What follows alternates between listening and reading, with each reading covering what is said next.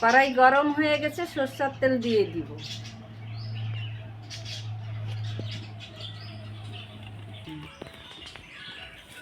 তেল গরম হয়ে গেছে, এক এক করে মাছ ছেড়ে দেব।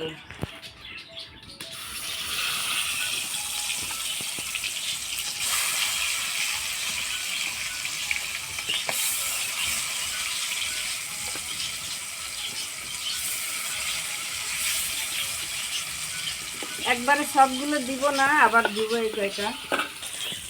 ওদিকে মাছ ভাজা হতে থাকে, এদিকে একটু পেঁয়াজ আর কাঁচা লঙ্কা বেটে নিব।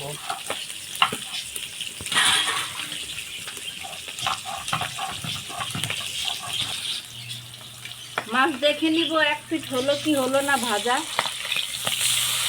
হ্যাঁ, হয়ে গেছে। যে হারে উনুন ধরছে,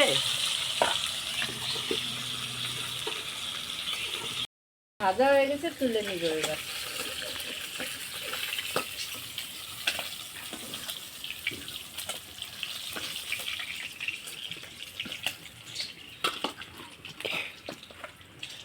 এই মাছগুলোও দিয়ে দিব।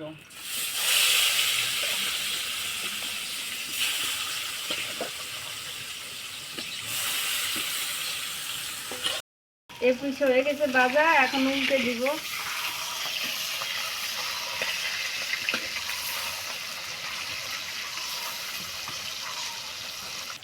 কেটে ধুয়ে রাখা আলু এই তেলেই ভেজে নিব।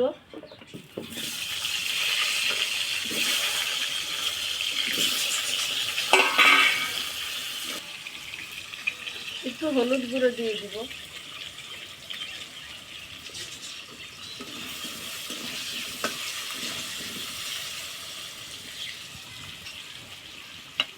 এবার তুলে নিব।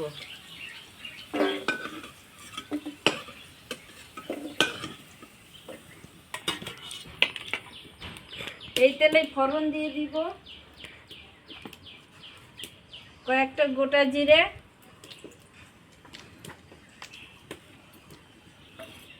দুটো এলাচি। এলাচগুলো ভেঙে দিছি, আপনারা চাইলে গোটাও দিতে পারেন।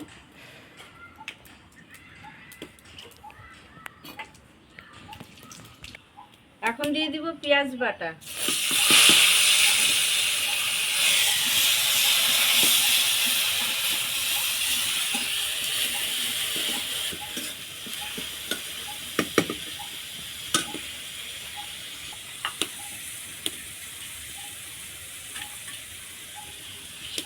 আদা কাঁচা লঙ্কা বাটা দিয়ে দিব। এখন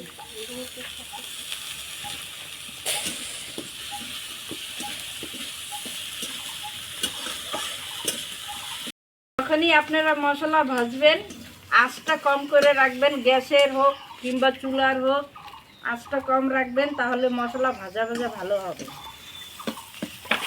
এগুলো ভাজা হয়ে গেছে, এখন শুকনো মশলা দিয়ে দিব। জিরে পাউডার,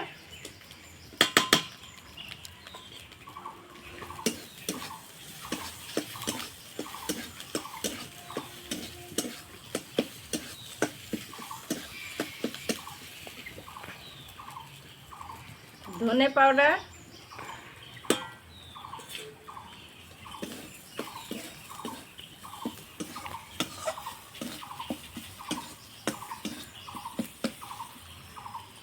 এখন দিয়ে দিব টমেটোর পেস্ট।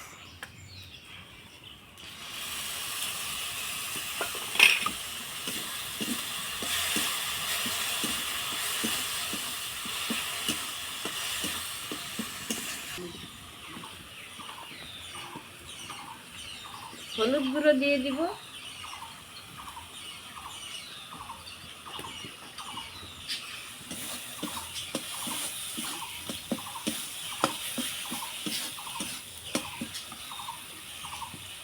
রং হওয়ার জন্য একটু কাশ্মীরি লঙ্কার গুঁড়ো দিয়ে দিব।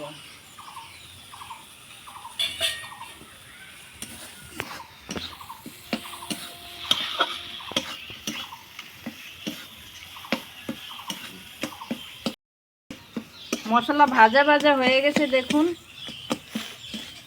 হালকা আঁচে অনেকক্ষণ ধরে ভাজলে মশলা ভালো করে ভাজা হয়ে যায়। জোরে আঁচ দিলে তো পুড়ে যাবে।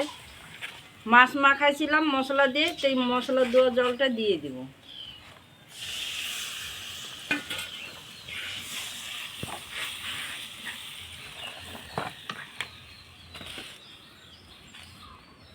লবণ দিয়ে দিচ্ছি।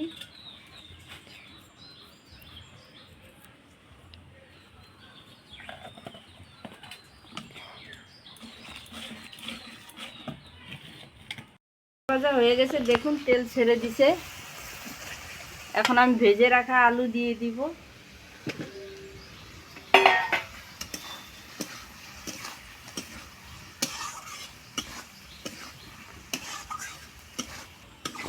আলু দিয়ে বেশিক্ষণ আর কষবো না, জল ঢেলে দিব।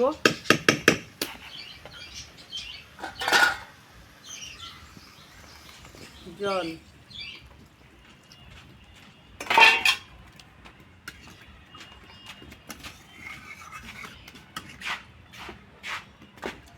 বেশ কিছুক্ষণের জন্য চাপা দিয়ে দিব, আলু গলবে, আলু গলার জন্যই চাপা দিচ্ছি। চাপা দিয়ে রেখেছিলাম, এখন দেখবো আলু গললো কি গললো না।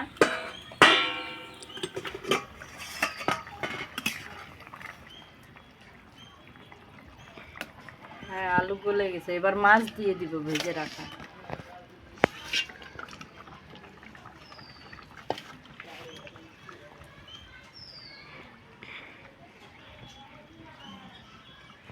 মাছ দিয়ে অল্প একটু সময়ের জন্য ঢেকে দিব, তারপরে নামিয়ে নিব। এবার নামিয়ে নিব।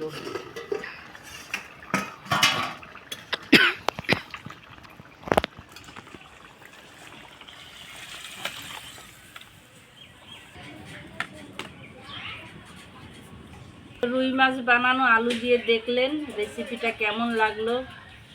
লাইক করবেন, শেয়ার করবেন, সাবস্ক্রাইব করবেন। ভালো থাকুন, সুস্থ থাকুন। ধন্যবাদ।